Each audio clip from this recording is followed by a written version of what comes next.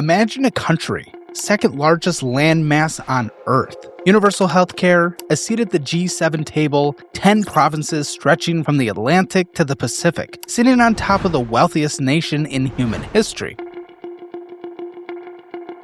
Now imagine a single American state, 5 million people, known for football, cotton fields, and a complicated history with race. A place most people couldn't find on a map if you took the label off. In 2014, the people of that country, Canada, produced about $10,000 more per person than the people of that state, Alabama. $10,000. That's not close. That is a different tier. By 2022, the gap was zero. And by 2024, Alabama had pulled ahead.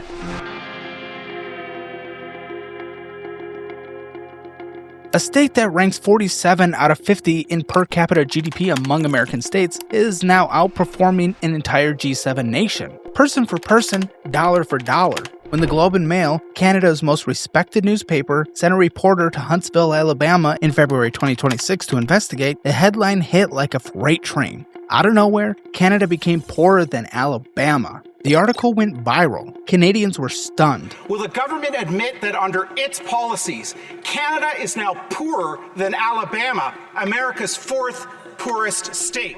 Americans were amused, and the internet did what the internet does. It turned a complicated economic story into a meme war.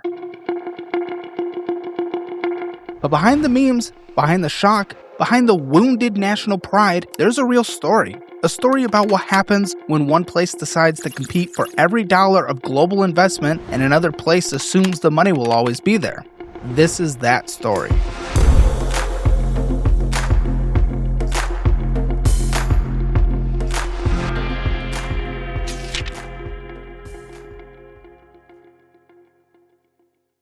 Let's start with what people are actually sharing online because the specifics matter.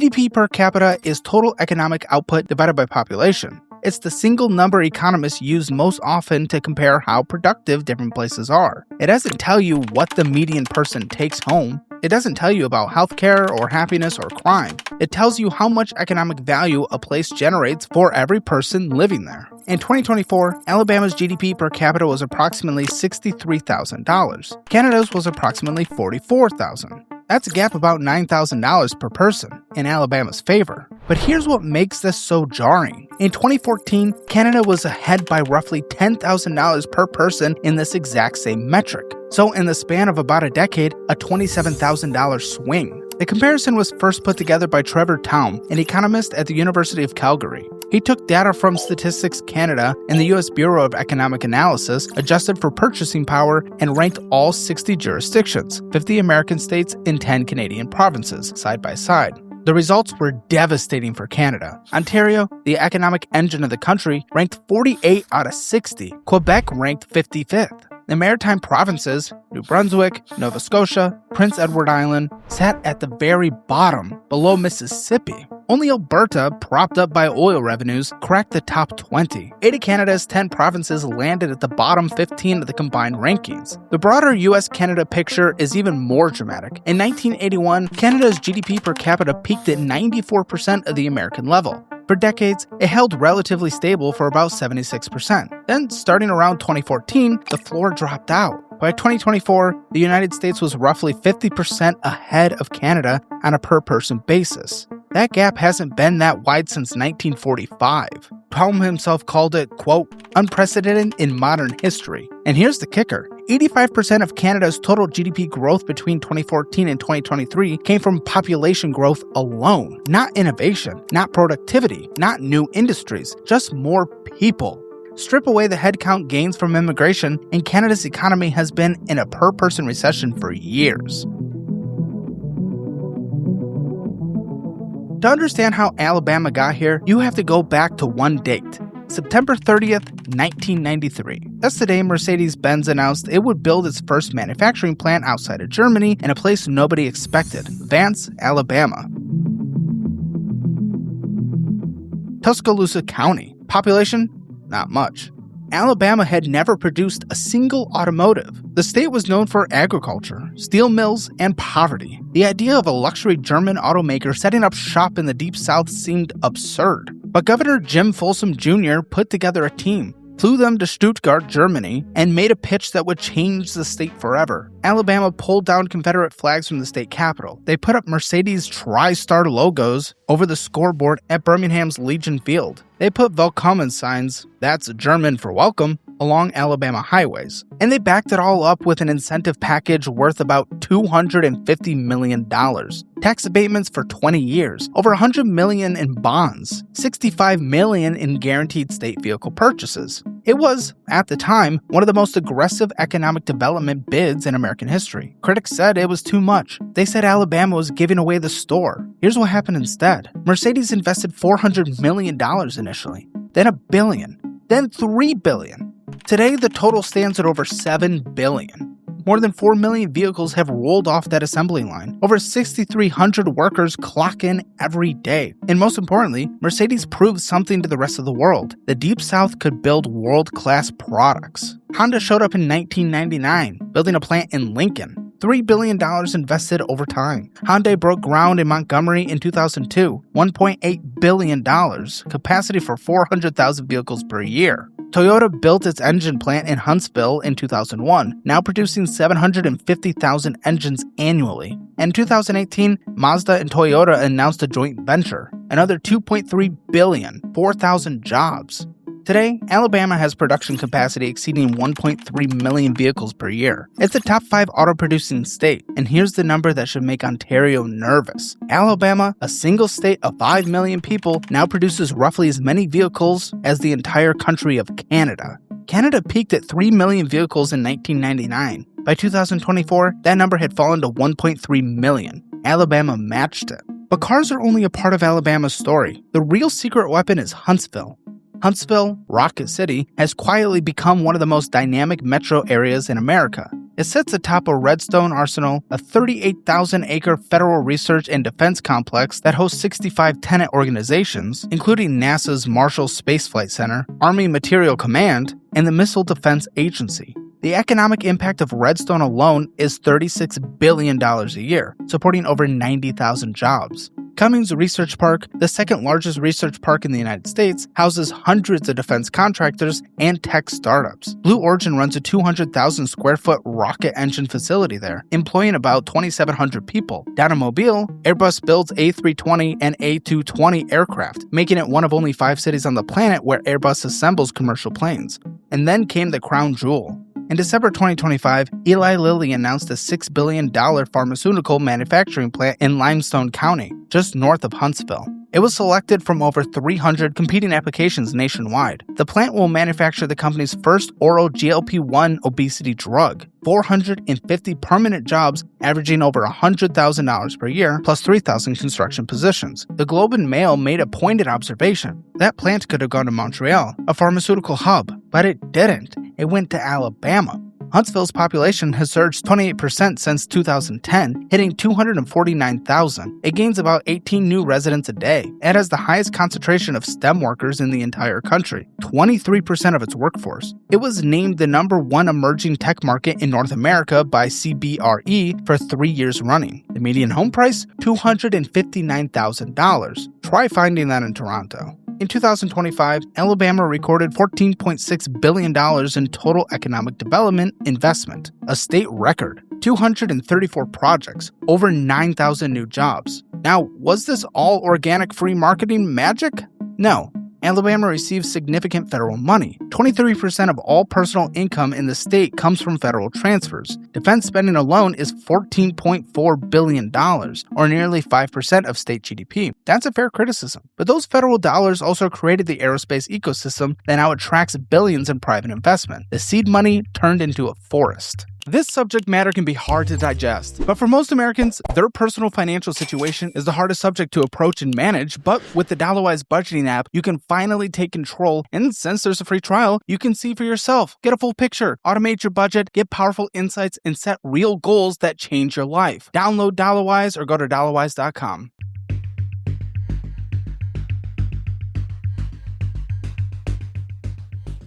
Alabama's transformation didn't happen by accident. There was a deliberate policy playbook, and it's worth understanding it because it sits in sharp contrast to what Canada did. First, Alabama is a right-to-work state. That means workers can't be compelled to join a union as a condition of employment. The unionization rate is 6.6%, compared to over 30% collective bargaining coverage in Canada. This gave manufacturers labor flexibility that they couldn't get in Michigan or Ontario. Second, aggressive but reformed incentives. Early on, Alabama threw cash at companies, and it nearly broke the state budget. Former Commerce Secretary Greg Canfield restructured the system. Instead of competing purely on handouts, Alabama started competing on what it called speed to market. Available sites, a trained workforce, fast permitting, and low taxes. When a company picks Alabama, they can break ground in months, not years.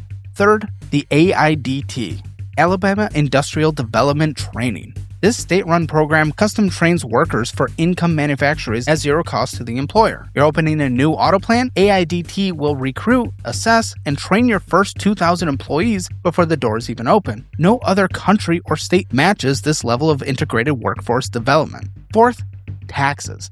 Alabama's combined top personal tax rate, federal plus state, lands around 40%. In Ontario, it's 53.5%. Alabama's property tax rate is the second lowest in America at 0.36%. The cost of living is nearly 16% below the national average. A median home costs $214,000 statewide. This combination, low taxes, fast permitting, trained labor, affordable housing, and a welcome regulatory environment, created what economists call agglomeration effect. Each new factory attracted suppliers, which attracted workers, which attracted services, which attracted the next factory. Mercedes brought Honda, Honda brought Hyundai, Hyundai brought Mazda Toyota, and all of them created the talent pool that attracted Eli Lilly and Blue Origin.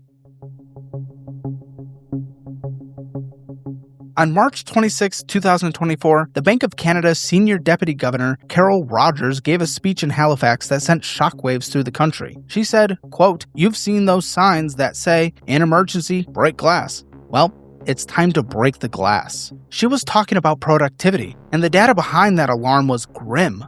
From 1981 to 2024, American labor productivity, the value generated per hour of work, grew by 127%. Canada's grew by 61%. In 1984, Canada produced 88% of the value per hour that Americans did. By 2022, that had fallen to 71%. And between 2017 and 2024, Canadian business productivity actually declined by negative 0.6%, while the US surged by over 10%. The core of its problem is a collapse in business investment. In 2019, Canadian firms invested 79 cents per worker for every dollar invested per worker in the United States. By 2021, that dropped to 55 cents. In intellectual property, software, patents, R&D, it was even worse, 32 cents on the dollar. Canada's research and development spending fell to 1.7% of GDP. America sits at 3.5%, more than double. McKinsey identified the root cause in a November 2025 report. Canadian capital shifted away from export-driven, high-productivity industries like energy, mining, and advanced manufacturing and poured into lower-productivity domestic sectors, mainly real estate and construction. Canadians, as one commenter put it, got addicted to getting rich off of owning rental properties. But those homes don't produce goods. They don't generate exports. They don't create the kind of compounding industrial wealth that builds a Mercedes plant.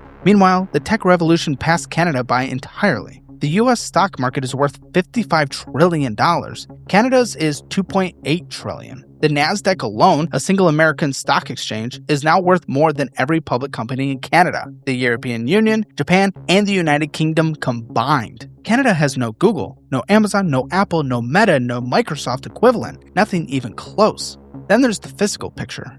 Under Justin Trudeau's government from 2015 to early 2025, federal net debt doubled from $694 billion to roughly $1.4 trillion.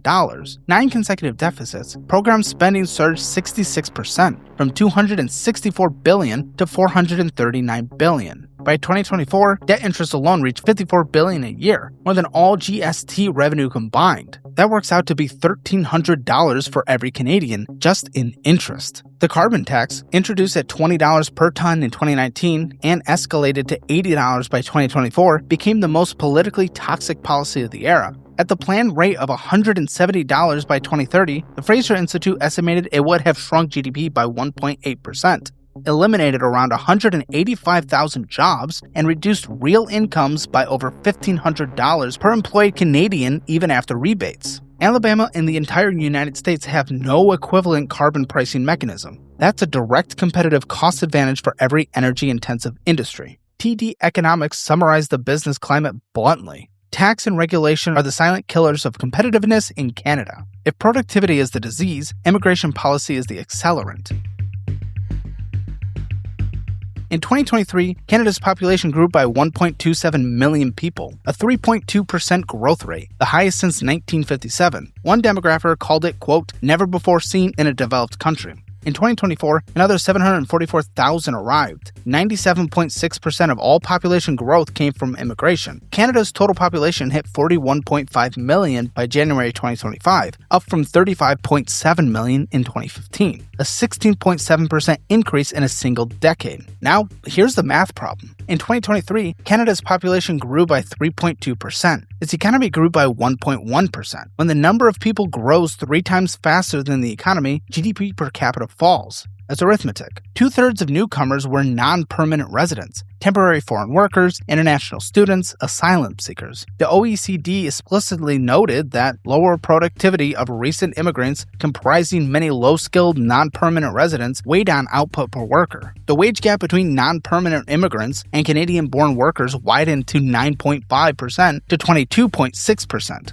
The Temporary Foreign Worker Program became a national flashpoint. A 2024 United Nations report accused the program of being, quote, a breeding ground for contemporary forms of slavery. Recruiters charged workers nearly $8,000 just to place them at Tim Hortons and Canadian Tire franchises. Workers shared basement apartments, walked through snow to minimum wage shifts. Tim Hortons itself had lobbied for 18 months to raise the cap on temporary workers from 20 to 30% of staff. By 2025, 44% of Canadians supported abolishing the program entirely. The comparison to Alabama is instructive. Alabama addressed its labor needs not through mass low-wage immigration, but through training and automation. The AIDT program, the state workforce agency, prepares workers for high-skill manufacturing jobs. The result? A tight labor market with 2.7% unemployment, where the workers have leverage, versus Canada's 6.8%, where an oversupply of labor gives businesses zero incentive to invest in machinery or technology. Why buy a robot when you can hire someone cheaply? Canada's brain drain compounds the problem. 66% of Canadian software engineering graduates from top university end up working in the United States. Median wage offers for Canadians seeking U.S. employment hit $137,000 in 2024. A software engineer in Toronto earns about $74,000 US dollars. The same role in Seattle pays $138,000. The University of Toronto and Waterloo have become, in effect, talent pipelines for Silicon Valley. 1 in 5 immigrants to Canada leaves within 25 years. The highly educated leave at twice the rate of lower-skilled workers. The fields with the weakest retention are engineering, tech, management, and research, exactly the people Canada needs the most. If there's one number that captures the lived experience of this economic divergence, it's housing. The median home price in Alabama is $284,000. In Birmingham, it drops to about $160,000. Take a moment and get some free, easy money. With a Chime checking account and my link, you can get $350 when you set up direct deposit and pair that with a nation-leading high-yield savings rate. There's literally no reason not to sign up right now. Chime.com/Caleb or link in the description below. In Huntsville, the state's hottest market, $340,000. The monthly mortgage on a median Birmingham home at 6% with 20% down, $787. In Toronto, the average home costs 1.2 million Canadian dollars, about 894,000 United States dollars. The monthly mortgage on that, roughly 4,300 US dollars. Toronto is 5.6 times more expensive than Birmingham. Vancouver is even worse. The national Canadian average sits at about 673,000 Canadian, or 492,000 US. In 1981, 55% of Canadians aged 25 to 34 owned a home. By 2024, that number had fallen to 36%. 3/4 of Canadian adults under 25 now believe home ownership is, quote, a privilege reserved for the rich. Homes in Canada are 7 to 8 times more expensive in real terms than when the baby boomers bought in the 1980s. In the 80s, a home cost about 1.6 times a family's annual income. In Toronto and Vancouver, it now exceeds 8 times. Canadian housing debt reached 174% of disposable income, among the highest in the developed world. UBS ranked Toronto as the highest global real estate bubble risk in 2022. Real estate accounted for over 20% of Canada's GDP by 2023, versus a more typical 10 to 12% in the United States. Alabama's effective property tax rate, 0.36%, second lowest in America.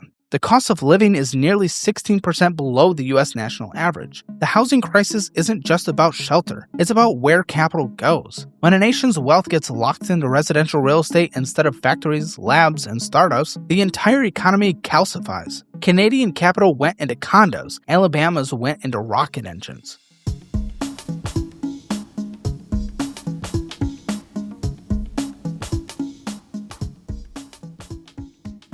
Now, in the interest of honesty, there are things this GDP comparison does not capture, and they matter. Alabama's life expectancy is 74 years, Canada's is 82. That 8-year gap is enormous. You could argue it's more important than any economic statistic. Alabama's poverty rate hovers around 15%, Canada's is 9.4. Alabama's minimum wage is $7.55, which is the federal floor. There is no state minimum. 41% of Alabamians report difficulty making ends meet. The state received a D+ for education. In parts of Appalachian Alabama, 76% of adults read below a third grade level. Canada has universal health care. It's plagued by record wait times, 30 weeks on average from referral to treatment, up 232% since 1993, but it covers everyone. Canada's $10 a day national childcare program has meaningfully reduced costs for families. Canada ranks 18 on the UN Human Development Index, 3 spots ahead of the United States. 3/4 of the GDP per capita gap between the US and Canada is concentrated in America's top 10% of earners. The bottom 90% show relatively little difference. Americans also work about 114 hours more per year, roughly 3 extra weeks. And some economists point out that undocumented immigrants in the United States contribute to GDP but aren't fully counted in the population, which could inflate American per capita figures. These are legitimate counterpoints. Canada is not a failing state. Its social contract delivers real value that GDP alone cannot measure. But here's why the comparison still stings. If Canada cannot outproduce a state with a $7.25 minimum wage, a D+ education grade, a 74-year life expectancy, the question becomes, what exactly is all that tax revenue and government spending producing? Justin Trudeau resigned as Prime Minister in January 2025 after a caucus revolt, triggered by the resignation of his own Finance Minister, Chrystia Freeland. Mark Carney, the former governor of the Bank of Canada and the Bank of England, a man who had never held elected office, won the Liberal leadership and became Canada's 24th Prime Minister on March 14, 2025. Carney's first moves were telling. He killed the consumer carbon tax, effective April 1st. He canceled the proposed capital gains tax hike. He pledged $110 billion for innovation and established a Canadian Projects Office to cut through regulatory red tape. But TD economists noted that Carney's agenda still, quote, does not address the fundamental lack of innovation for businesses to invest in Canada, which is the root cause for the entire crisis. The snap election in April 2025 produced a stunning result. Despite conservative leader Pierre Poilievre having built a 25-point polling lead on economic messaging, Trump's 25% tariff on Canadian goods, combined with his rhetoric about making Canada the 51st state, turned the election into a sovereignty referendum. Carney won a majority government with 169 seats. Poilievre lost his own seat, a humiliation not seen in Canadian politics since Kim Campbell in 1993. Meanwhile, Alabama keeps stacking wins. Governor Kay Ivey signed the bipartisan Working for Alabama legislative package, 6 bills targeting workforce transformation, childcare tax credits, career pathways, and R&D corridors. The FBI is expanding its $2.4 billion campus at Redstone Arsenal. U.S. Space Command confirmed its permanent headquarters there. Meta is investing $1.5 billion in Alabama data centers. Google committed $600 million. So where does this go from here? The OECD projects Canada will have the lowest real GDP per capita growth among all 38 member nations from now through 2060, 0.7% annually through 2030, 0.8% through 2060. Dead last every year for 40 years. Canada's GDP per capita exceeded the OECD average by over $3,000 in 2022. By 2060, it's projected to fall below the OECD average by more than $8,000. That's not stagnation, that's managed decline. The Business Council of British Columbia put it in human terms. Quote, young people entering the workforce today will not feel much of a tailwind at all. Rather, they face a long period of stagnating average real incomes that will last most of their working lives. McKinsey estimates that if Canada seizes its growth opportunities, households could be $16,000 better off by 2035. But if the current trajectory holds, all age groups will be worse off. Canada's dependence ratio, the number of retirees per working age adult, is forecast to jump from 31% to 38% by 2035. A shrinking workforce trying to support a growing elderly population. Housing affordability won't improve without both a construction boom and continued immigration moderation. And 67% of Canadian exports still flow to the United States, meaning the tariff threat is existential. Alabama, by contrast, keeps compounding. Huntsville's ecosystem of defense, aerospace, biotech, and pharmaceuticals creates a self-reinforcing talent magnet. The $14.6 billion in 2025 investment will produce compound returns as supplier networks deepen. The state has real challenges: low labor force participation, health outcomes, education, but it's tackling them through training and incentives rather than hoping the problem solves itself. The Alabama versus Canada comparison was never really about Alabama. It was about what happens when one place competes relentlessly for global capital, while another assumes prosperity is permanent. Alabama was poor. It knew it was poor. And in 1993, it decided to do something about it. It offered speed, low taxes, trained workers, and certainty. 30 years later, it builds as many cars as Canada, hosts the second largest research park in America, and just landed a $6 billion pharmaceutical plant that could have gone to Montreal. Canada coasted. It poured capital into real estate, it added taxes and regulations, it opened the immigration floodgates without a plan to build the housing or the hospitals or the factories to match, and it created internal trade barriers between its own provinces that the IMF says function like a 9% tariff. Global capital doesn't invest based on national pride. It invests based on return, cost, speed, and regulatory certainty. Alabama figured that out. Canada, for now, has not. The question is whether Canada will.